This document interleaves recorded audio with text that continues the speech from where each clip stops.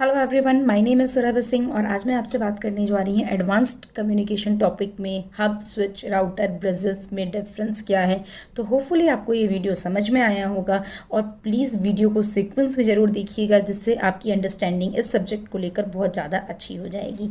हम बात करते हैं OSI मॉडल की, जो मैंने आपको पिछली बार में शुरू किया था, जिसमें मैं फिजिकल लेयर की कुछ टॉपिक्स के बारे में बात कर रही हूँ और उस फिजिकल लेयर में मैं आपसे आज बात करने वाली हूँ बेसिकली डिफरेंट टाइप की केबल्स के बारे में। अगर हम कनेक्शंस की बात करते हैं तो जो आपका केबल, रिपीटर एंड हब्स है, ये बेसिकली आपके हार्डवेयर कनेक्शंस आते हैं। फिजिकल लेयर का मेन काम है आपके हार्डवेयर को कनेक्ट करना, यानी जो भी आपकी डेटा लिंक लेयर से जो भी फ्रेम्स आ रहे होते हैं उनको बेसिकली आपको एनवायरनमेंट में ब्रॉडकास्ट करना है। तो उसके लिए आप केबल कौन सा यूज़ करते हैं? ऑप्टिकल केबल यूज़ करते हैं, रिपीटर यूज़ करते हैं, हब्स यूज़ करते हैं।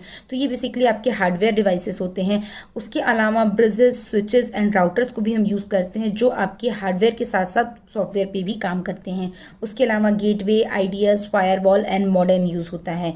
आइए हम बात करते हैं सबसे पहले रिपीटर के बारे में। रिपीटर का मेन काम होता है सिग्नल को वापस से रिपीट कर देना। सिग्नल को वापस से रिपीट कर देने का मतलब क्या है कि सपोज जैसा कि आप यहाँ पर देख रहे हैं कि एक रिपीटर लगा हुआ है। ये जो मैंने आपको पिछले वीडियो में बताया था, ये सपोज आपका ए लैन केबल है 1/2 का, या ये बेसिकली 200 मीटर जहाँ पर भी आएगा वहाँ पर जाकर इसकी जो सिग्नल की स्ट्रेंथ है ये क्या होती है, धीरे धीरे करके डिक्रीज हो जाती है।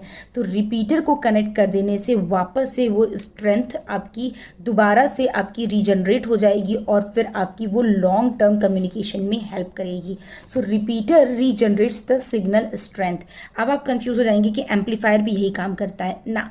अगर सपोज इसकी जो आपका जो सिग्नल है उसका एम्पलीट्यूड सपोज 10 है, ±10 का एम्पलीट्यूड है, तो जो रिपीटर है ये वापस से जब इसको रीजनरेट करेगा तो ये 10 पर ही करेगा, जबकि एम्पलीफायर क्या है वो आपका 20, 40 और उसको एम्पलीफाई कर देता है। तो हम जगह जगह पर रिपीटर यूज़ करते हैं जिससे कि आपकी सिग्नल की जो स्ट्रेंथ है उसको हम जनरेट कर सकें। इसके अलावा ये एक 2 पोर्ट डिवाइस है।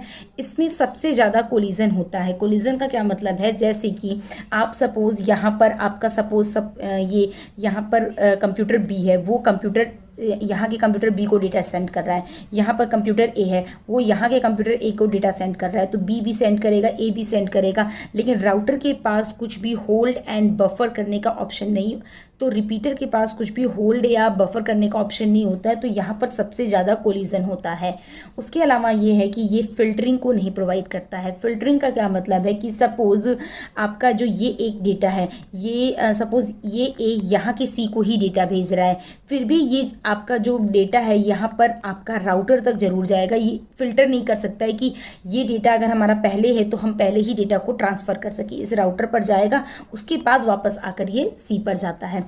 और कोई डेटा को सपोज़ हमें नहीं भेजना है, या कोई डेटा अगर सपोज़ हमें सिर्फ यहाँ से यहाँ तक ही भेजना है, डी तक, हमें इस पर और इस पर नहीं भेजना है, लेकिन जो रिपीटर होता है इस कंप्यूटर ए से वो डेटा जाएगा तो फिल्टर ना होने की बजाय वो सारे बाकी डिवाइसेस पे भी डेटा को ट्रांसफ़र करेगा। तो ये आपका रिपीटर है। नेक्स्ट मैं बात करती हूँ हब की।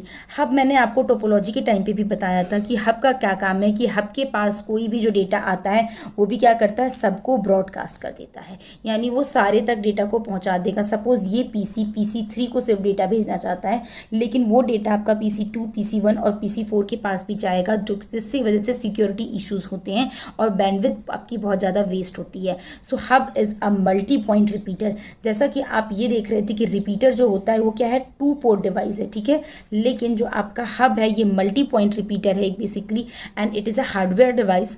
Hub is a broadcast device which send data from one PC to all, ठीक है। तो जो हब का काम होता है वो क्या करता है, एक PC से सबको डेटा भेजता है। Hub and switches are use to create the network and router are to connect the network. हमारा जो हब एंड स्विच है इसका काम होता है नेटवर्क को क्रिएट करने का, जबकि जो राउटर का काम होता है वो होता है डिफरेंट नेटवर्क को कनेक्ट करने का, मैं आगे बताऊंगी। तो जिस तरीके से आपको पता चला कि ये जो हब है ये भी आपका फिल्टर नहीं करता है और इसमें भी कोलिजन होता है। सपोज ये PC है, यहाँ से इसको डेटा भेज रहा है, उतनी देर में ये PC भी डेटा भेज रहा है, तो यहाँ पर भी कोलिजन के चांसेस मैक्सिमम होते हैं और ये जो है डेटा को राउट नहीं करता है। इसके अलावा यहाँ पर फिल्टरिंग का भी ऑप्शन नहीं होता है। हब है आपका जो फिजिकल लेयर पे काम करता है। हब का एक एडवांस वर्जन हम बोलेंगे, वो क्या होता है, स्विच होता है। स्विच क्या करता है, मल्टीकास्ट डिवाइस होता है। यानी सपोज उसको अगर PC1 को PC3 को डेटा भेजना है तो वो डायरेक्ट, अगर यहाँ पे स्विच लगा है तो वो डायरेक्ट PC3 को ही भेजेगा, PC1, 2 एंड 4 को नहीं भेजेगा, जैसा कि हब गलती करता है। तो आइए हम स्विच के बारे में जानते हैं। Switch has the MAC address port, so it transfer data to intended port only. यानी हब जो है वो बेवकूफ़ होता है, उसे कुछ नहीं पता होता है, उसको मतलब है कि हम सबको डेटा ट्रांसफ़र करेंगे, उसके पास कोई भी, क्योंकि वो हार्डवेयर पे काम कर रहा है, बेसिकली वो फिजिकल लेयर के हार्डवेयर पे काम कर रहा है, इसके लिए उसके पास कोई डेटा नहीं है, ना मैक एड्रेस है ना IP एड्रेस है, तो वो सबको ब्रॉडकास्ट करता है ब्लाइंडली। स्विच समझदार है। स्विच को अगर 1 से 3 को डेटा भेजना है और यहाँ पर स्विच कनेक्टेड है तो वो पर्टिकुलरली 1 से 3 को ही डेटा भेजेगा, क्योंकि उसके पास डेटा 3 का मैक एड्रेस है। मैक एड्रेस क्या होता है ये मैं आपको डेटा लिंक लेयर में पढ़ाऊंगी। Hub and switch are networking device use to connect PC for any device on the same network. ठीक है, तो यहाँ पर ये क्या है कि स्विच जो है वो सेम नेटवर्क पर कनेक्ट करने के लिए यूज होता है। अब यहाँ पर ये आपका स्विच खत्म होता है। नेक्स्ट मैं बात करती हूँ ब्रिजेस की। ब्रिजेस में जो आपकी फैसिलिटी होती है वो फिल्टरिंग की फैसिलिटी होती है। फिल्टरिंग की फैसिलिटी से क्या मतलब है, सपोज इस कंप्यूटर पर डेटा भेजना है, 4 पर भेजना है। ये यहाँ पर आपकी बेसिकली 2 पोर्ट होते हैं, P1 port and P2 port. यानी आपको कंप्यूटर 1 से कंप्यूटर 4 पर डेटा भेजना है, यानी ब्रिज के पहले ही डेटा को भेजना है। तो जो ब्रिज होता है, ब्रिज के पास बेसिकली आपका हर एक कंप्यूटर का पोर्ट नंबर 1 होता है, जैसे 1, 2, 3, यहाँ पर आपके जितने भी अप टू 4 तक पोर्ट हैं।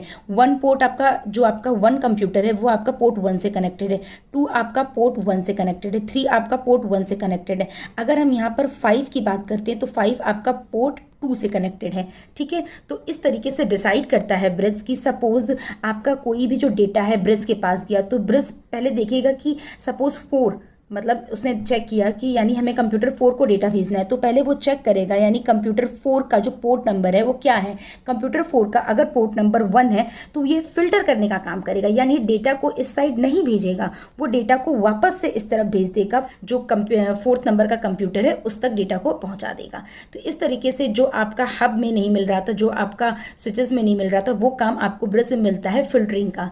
ठीक है, ये बेसिकली 2 टाइप के होते हैं, स्टैटिक एंड डायनेमिक। यहाँ पर आपका लेस कोलिजन होता है। लेस कोलिजन से क्या मतलब है, जो आपका ब्रिज होता है ये basically store and forward technique पे काम करता है। सपोज 1 5 को डेटा भेज रहा है, 3 आपका 6 को डेटा भेज रहा है, तो यहाँ पर अगर 1 5 को डेटा भेज रहा होगा तो 3 के डेटा को वो स्टोर कर लेगा, इससे कोलिजन बहुत कम हो जाता है।